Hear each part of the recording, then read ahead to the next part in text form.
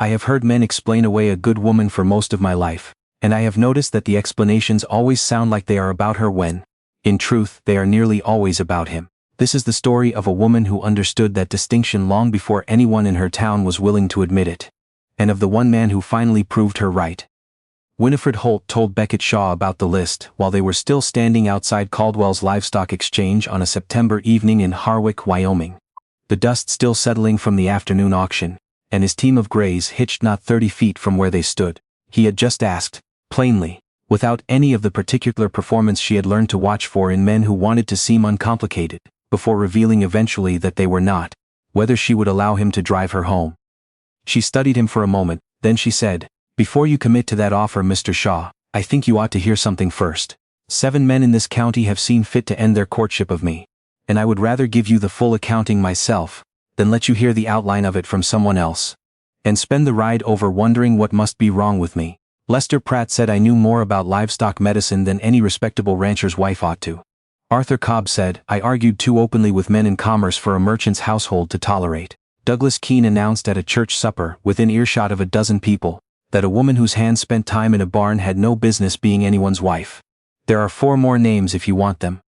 Beckett Shaw leaned against the fence rail beside him without any apparent hurry and said, "I want all 7, Miss Holt. But I will tell you before you give them that if the first 3 are anything to judge by, the remaining 4 are going to tell me considerably more about those men than they will about you." Winifred Holt looked at him the way a person looks at something that ought to be one thing and appears to be another entirely. She found, in his expression, nothing that resembled performance. She said, "Very well, Mr. Shaw. You did ask. I would suggest you make yourself comfortable. The list is longer than most men care to hear before they change their minds." Beckett Shaw settled against the fence rail with the ease of a man who had no pressing reason to be anywhere else that evening, and said simply, "I have time, Miss Holt. Begin where it makes sense to." To understand why Winifred Holt kept such a precise record of her own rejections, you would need to understand what growing up the daughter of Adelaide Holt had cost her, socially, in a place like Harwick. Adelaide Holt had come to Wyoming territory 20 years earlier with her husband, who had died of fever in the second winter, leaving her with an 8-year-old daughter, 40 acres of hard ground, and a collection of remedy books she had carried from her mother's house in Ohio. She had raised Winifred alone on that land, and she had raised her the same way she had lived. Practically honestly, without the particular softness the town occasionally felt a widow ought to perform. Adelaide had known herbs and tinctures and the specific pressure required to turn a breech calf. She had delivered 11 babies in a 3-county radius when no doctor could reach in time. She had set broken bones, treated livestock fever, drawn infection from wounds that would otherwise have cost a man his arm or worse, and she had taught everything she knew to her daughter, not because she had plans for her, but because knowledge, Adelaide Holt had always believed, was the one thing that could not be taken from a person once it was given. By the time Winifred was 20 and her mother's health had begun to fail, Winifred had become, in every practical sense, the person that half of Harwick County turned to when something living was in trouble, and no one else was close enough or capable enough to help. She had done this work quietly, competently, and without any apparent need for the county's approval. And the county, in the particular way of small places that benefit greatly from someone's labor, while reserving the right to criticize the laborer, had accepted her help readily and her independence considerably less so. By 34 she had accumulated 7 separate courtships, each ending in the same general direction, and she had done with them what her mother had taught her to do with anything she needed to understand. She had examined them plainly, written down what she found, and refused to absorb any version of those endings that made them primarily about her own deficiency. Beckett Shaw's capacity to hear that list the way it deserved to be heard had nothing to do with any virtue he had cultivated deliberately. It had everything to do with his mother.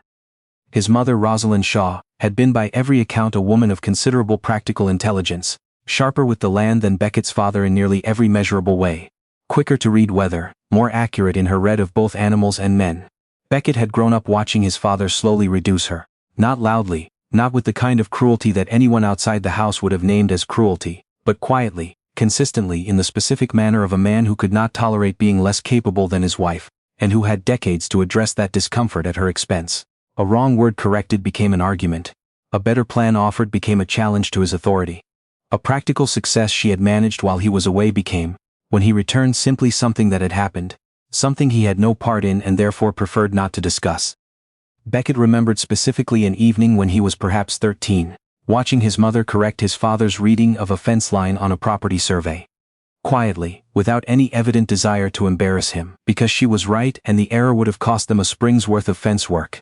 He had watched his father's face go the particular way it went when she was right, and he had understood, even at that age, that the anger that followed was exactly proportionate to the accuracy of the correction.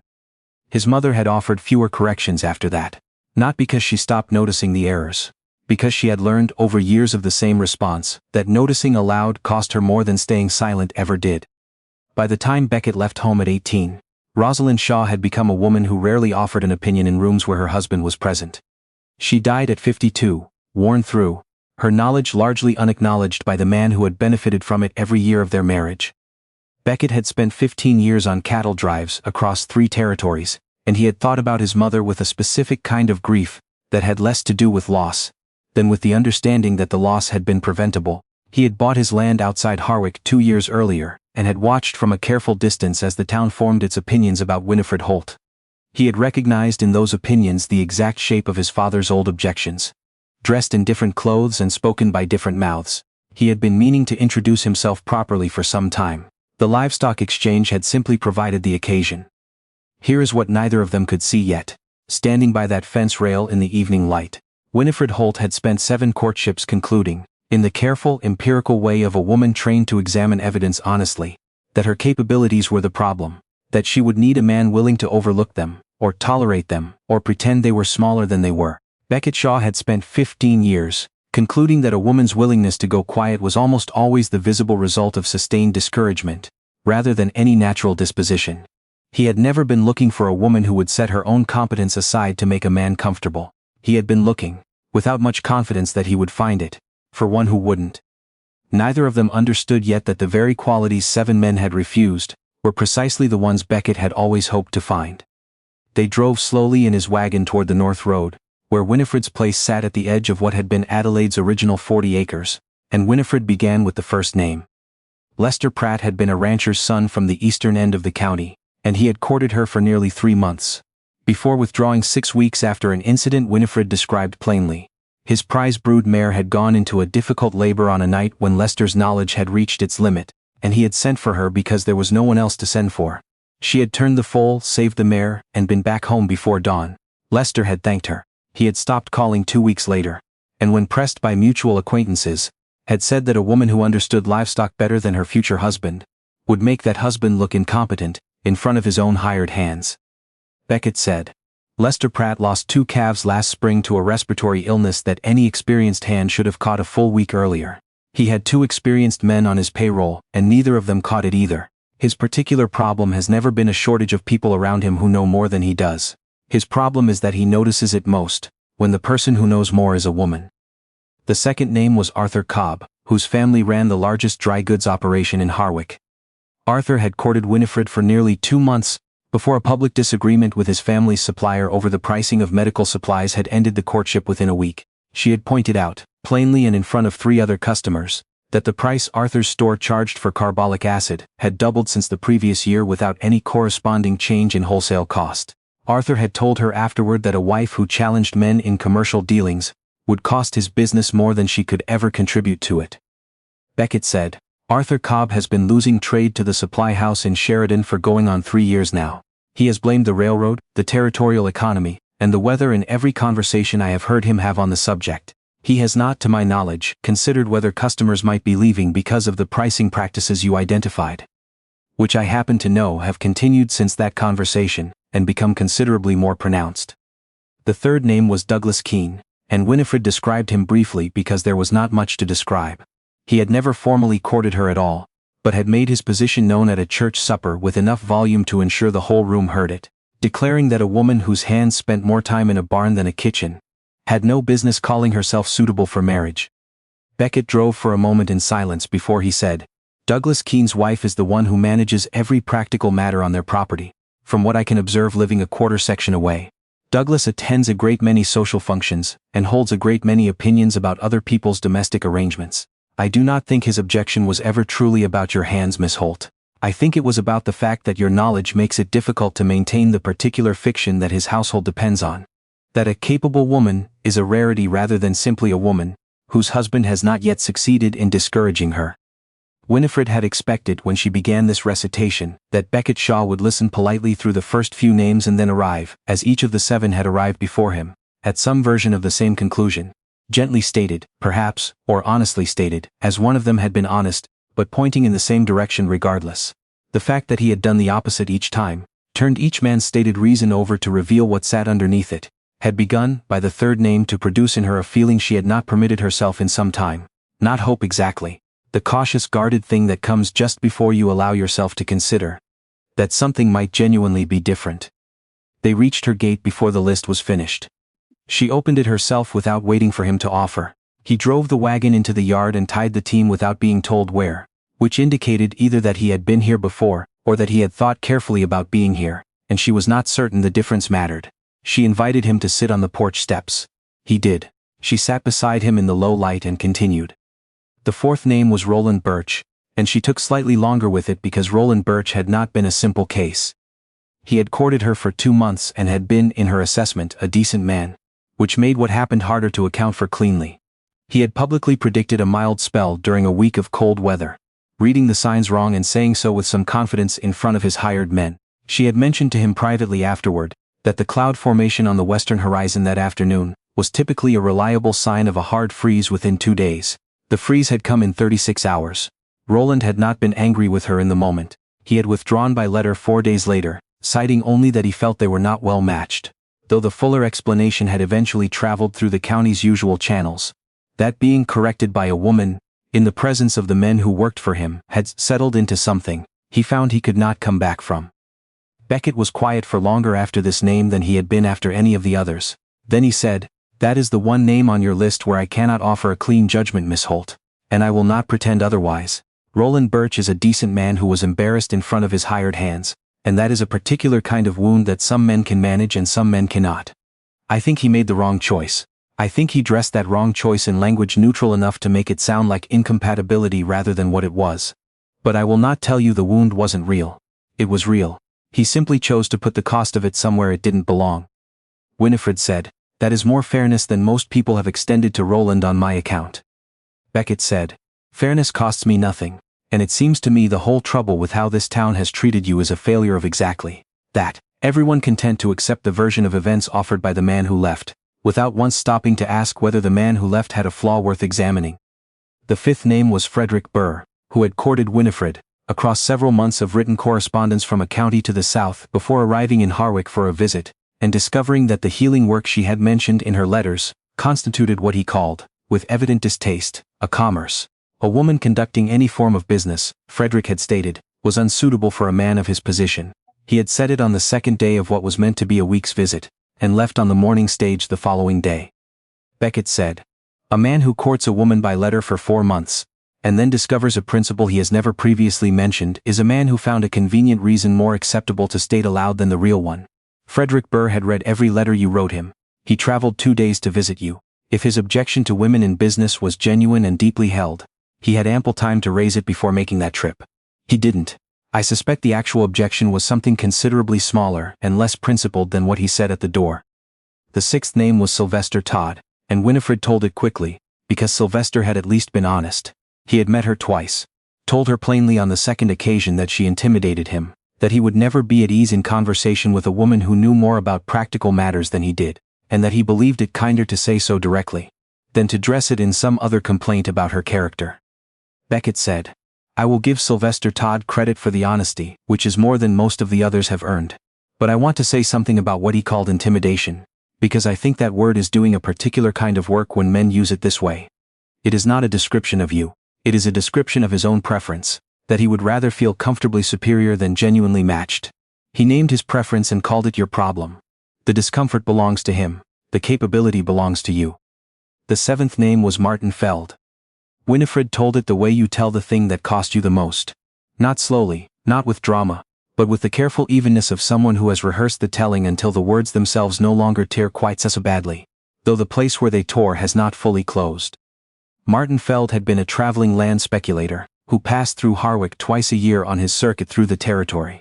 He had introduced himself 3 years earlier, and across the following 2 years of visits had conducted what Winifred had understood to be a genuine courtship.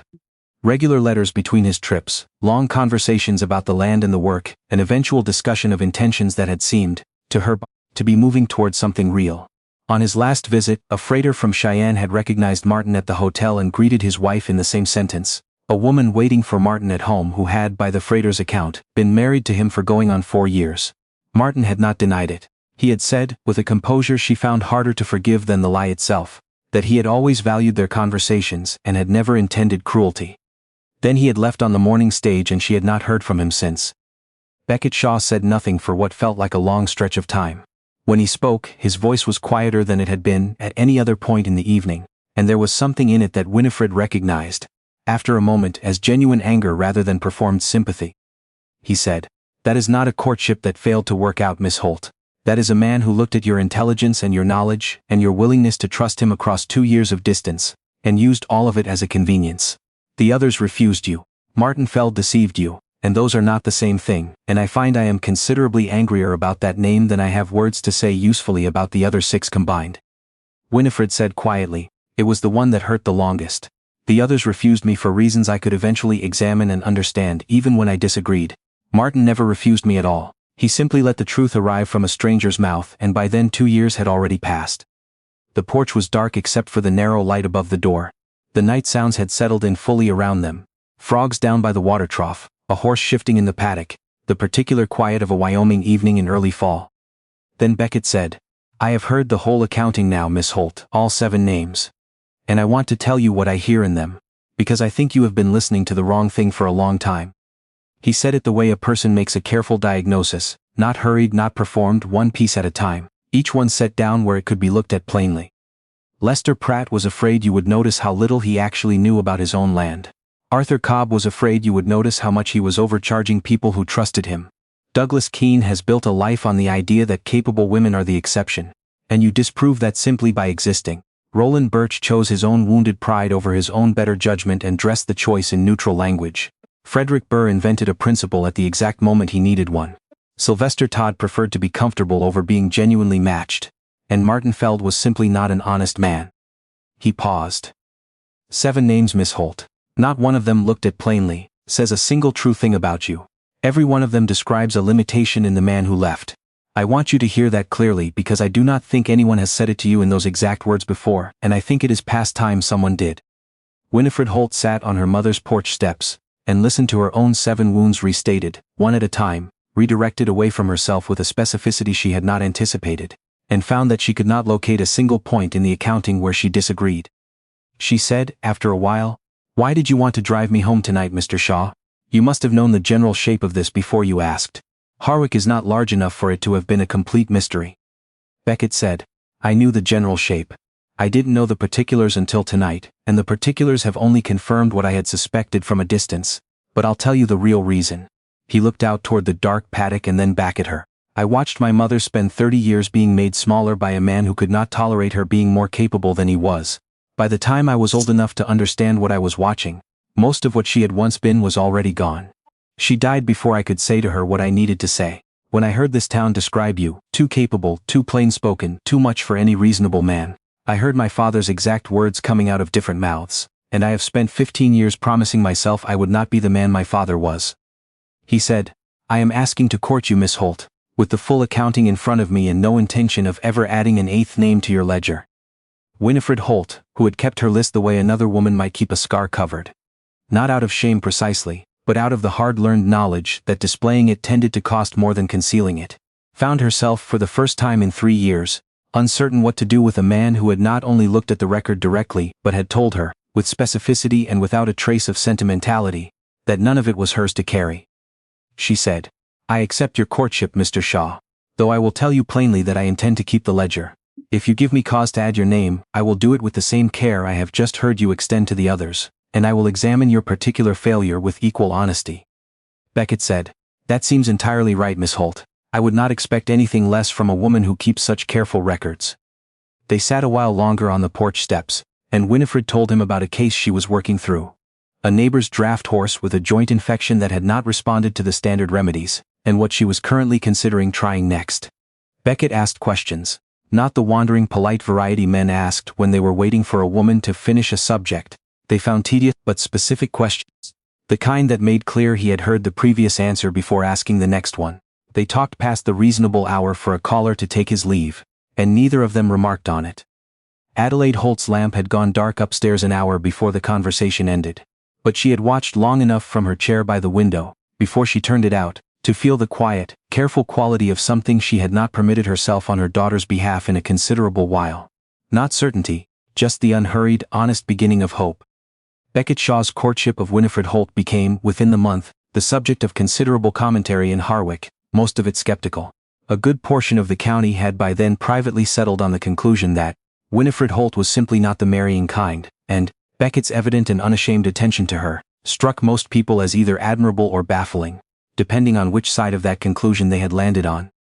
Lester Pratt encountered Beckett at the feed store, and offered the unsolicited observation that Winifred's particular habits would eventually wear on any man who spent enough time with them. Beckett told him evenly that he had already heard Lester's specific objection in considerable detail, and had found it considerably less persuasive than Lester appeared to believe it was. Douglas Keene's wife made a remark at the general store, just within earshot of Winifred, about the peculiarity of a man who would choose a woman more at home in a barn than a parlor.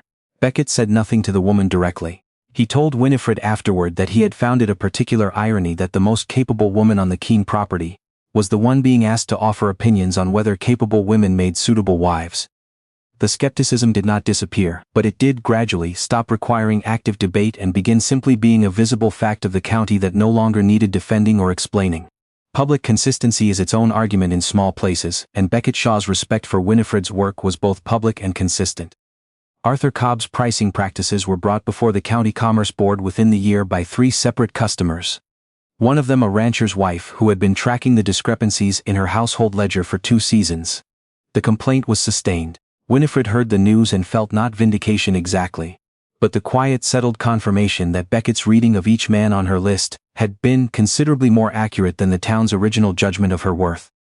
Lester Pratt's prize mare developed a second complication the following spring. He sent for Winifred again. She went.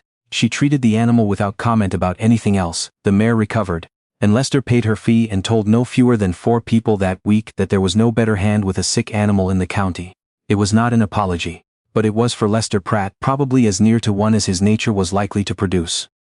Beckett Shaw and Winifred Holt were married the following April, in a ceremony that drew more of the county than either of them had anticipated, curiosity and genuine goodwill arriving in roughly equal measure.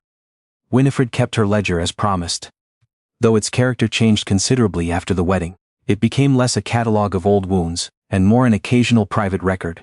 A difficult case solved after days of uncertainty. A morning when Beckett had told her without any particular occasion for it, that he thought her the most practically capable person he had known since his mother, and that he intended the years ahead to reflect that clearly. She continued her healing work, which Beckett had never once suggested she diminish, and eventually formalized it. A proper examination room added to the house, a second space for the neighboring women who came when the nearest physician was too far or too expensive. The county that had once debated whether she was too much for any man arrived, in time, at the conclusion that she was simply what she had always been. The most useful neighbor most of them had, and the only one reliably willing to appear at 2 in the morning when something living needed help. Of the 7 names on Winifred's original ledger, 2 men offered direct apologies in the years that followed. Roland Birch came first nearly 6 years later, after his own marriage had produced a wife whose competence he had systematically discouraged until she had become, by his own account, someone he no longer recognized. He told Beckett he had watched that happen and had begun to understand, watching it, exactly what Beckett had identified in him all those years before, and that he had arrived at his own understanding too late to undo most of the damage already done. Winifred accepted the apology and meant it. Frederick Burr wrote a letter 4 years after that. Following a second broken engagement, the woman had cited his controlling temperament as the reason for ending it. He said only that he had spent several years placing the fault elsewhere, and had recently found sufficient reason to reconsider. Winifred wrote him back one brief paragraph, gracious and direct, which was exactly the manner 7 different men had once found disqualifying, and which her husband had never, not once, asked her to change. Martin Feld she did not hear from again. She had not expected to, and it was fine. The writer and reformer Elizabeth Cady Stanton spent much of her public life arguing that the limitations placed on women were not a reflection of women's capacity but of the society doing the measuring. I have come to think knowing this particular story, that Winifred Holt proved that argument in one Wyoming county before she had ever heard the phrase. Not through declaration but simply by continuing to be exactly what she was until the county gradually ran out of reasons to call it a deficiency. Beckett Shaw had learned the thing that mattered most from the hardest possible teacher. Watching it happen too slowly and too late to a woman he loved. Over the whole length of his childhood, he had carried that lesson into adulthood and waited, without much certainty that waiting would ever produce anything. For a woman he would have no reason to diminish, and then he had listened to a list that 7 other men had used as a reason to leave, and read it correctly, the first time for what it actually was. A careful accounting of refusals will tell you a great deal about a place and its people. If someone finally comes along who knows how to read it from the right direction. Tell me in the comments, have you ever been told you were too much, too capable, too plain-spoken, by someone who turned out to simply not be enough? I'd like to know if this story felt familiar.